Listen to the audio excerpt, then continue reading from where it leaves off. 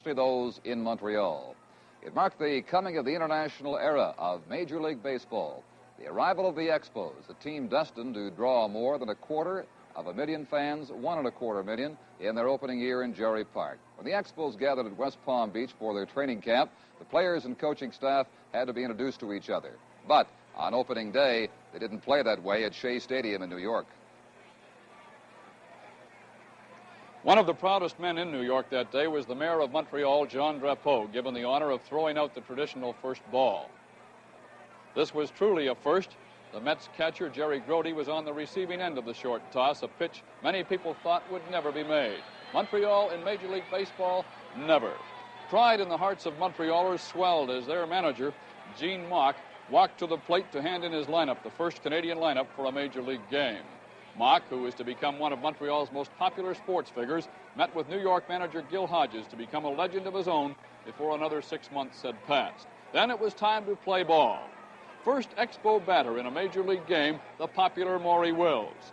Wills was to have his own problems as the season progressed, and eventually he was traded to his favorite team, the Los Angeles Dodgers. But on this day, Wills hit 2 doubles, 1 single, stole 1 base, scored 2 runs, made 1 pickoff play, started 1 double play. But on this, his first time at bat, he became Montreal's first out.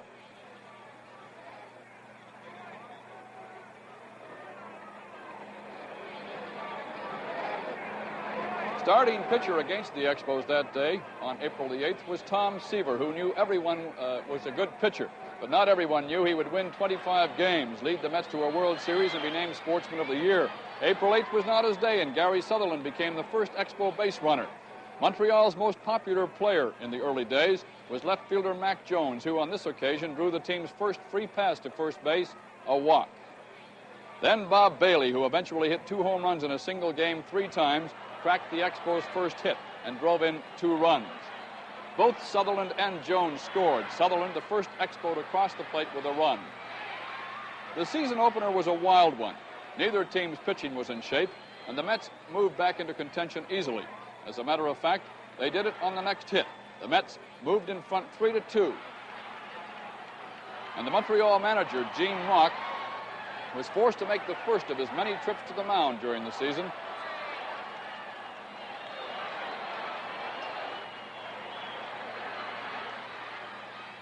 This time, Mauch removed the starter, Mudcat Grant, replacing him with left-hander Dan McGinn.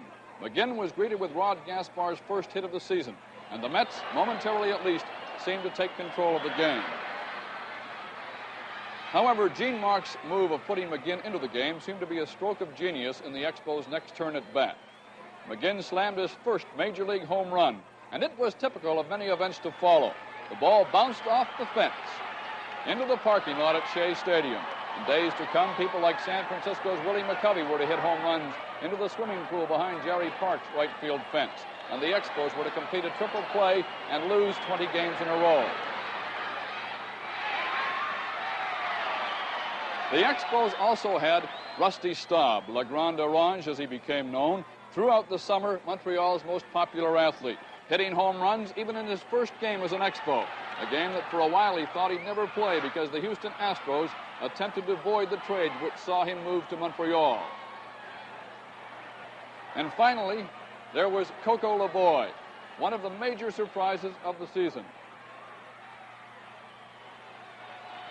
Coco LeBoy is a journeyman infielder in the minor leagues for nearly 10 years, but he's also a power hitter, and he almost won the National League's Rookie of the Year award.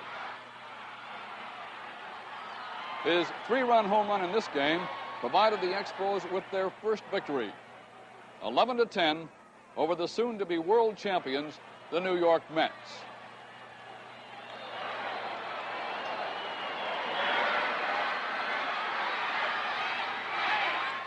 Wasn't much difference when the Expos arrived home for their first game at Jerry Park, a place that was under several feet of snow only a few short hours before the home opener.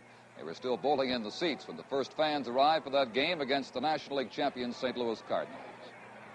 Gene Mauch, who spent 8.5 years with the Philadelphia Phillies, then without his baseball for about a year, and now is delighted to be back as the manager of the Montreal Expos.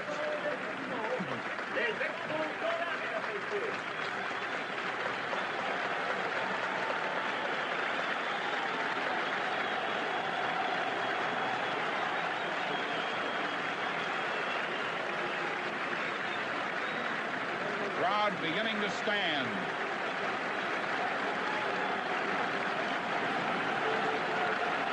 That's really something, a standing ovation before the first ball is pitched out. Jaster's a left-hander with pretty good speed and a good curveball, and occasionally throws the slider. Low outside, and the first pitch in Major League Baseball, league game in Canada, is a ball. No score. Expos batting in the bottom half of the first inning.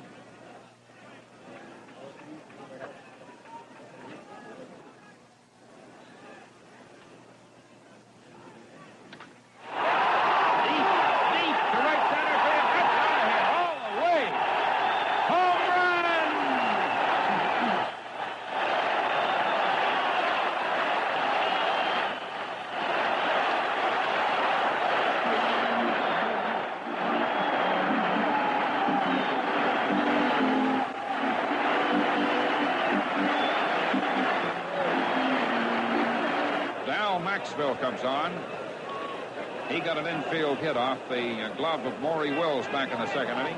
One you may recall, he jumped away in the air for and just got a bit of the webbing on. Bases loaded, nobody out. Shannon's at third. That's Staub going after it. It's gone. Home run. Grand slam. Now, that's a particular hit over the bat that the wind did help. Didn't take much to get it right over that short fence out at around 368 mark. Joe Torre, the first baseman. Strike one. Needless to say, you can't give up 4 errors in 1 inning and expect not to get runs scored against you. 5 runs are in, all of them unearned. To the center fielder, Don Bosch. And the wind is blowing that ball. Home run. Tie. The Cardinals are into the lead. Benson comes in from second. Joe Torre homers. Dan McGinn. On that play with LeBoy at second, it wasn't enough to touch the bag. He had to tag the runner coming back in, so there's no force play there. Past the shortstop, Maxwell. Here comes LeBoy coming to score, and the Expos lead it 8-7.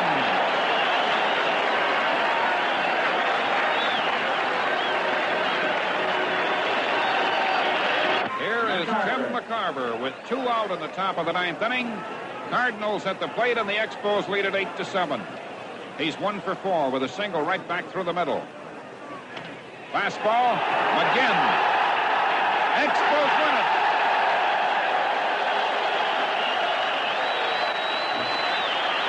In the top half of the 9th inning, the Cardinals, no runs, no hits, no errors, No runs. nobody left on base. No errors. And the final score is the Montreal Expos 8, the St. Louis Cardinals 7.